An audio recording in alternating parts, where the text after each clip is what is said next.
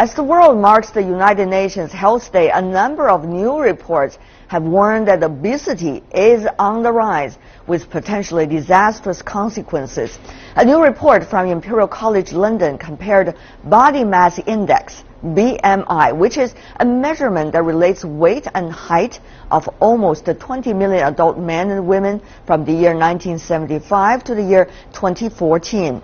It's found that the number of obese people worldwide has risen from 105 million to almost 650 million in 4 decades. And for the very first time, there are more people in the world who are obese than there are those underweight. Look at that child over there. As Richard Bastick reports from London, the UK government is so concerned it's planning to slap a tax on fizzy drinks even. Around the world, 20% of adults will be obese in less than a decade, according to the WHO report. And there's no chance of hitting the UN's goal of halting by 2025 obesity's rapid rise. In Britain, the figures are worse, triggering government plans for a controversial tax on sugary drinks. I'm not prepared to look back at my time here in this Parliament doing this job and say to my children's generation, I'm sorry. We knew there was a problem with sugary drinks. We knew it caused disease, but we ducked the difficult decisions and we did nothing. The UK government has the support of some scientists and health campaigners who claim a 40% reduction of sugar in soft drinks over 5 years could prevent 300,000 cases of diabetes in the country. Sugar, they say, is a global health problem. An absolutely massive global problem. It's already a global problem in the UK and in America and Mexico.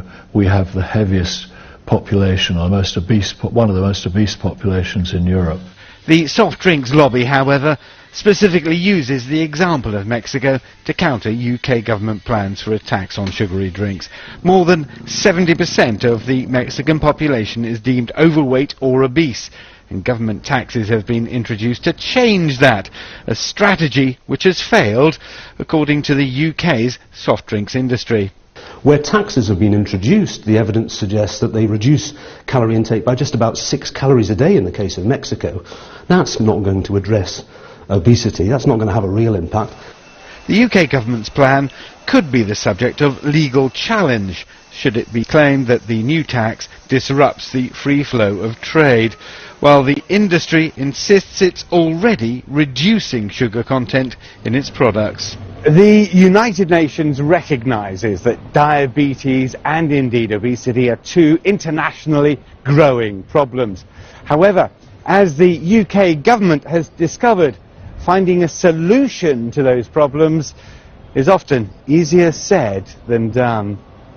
Richard Bastick, CCTV, London.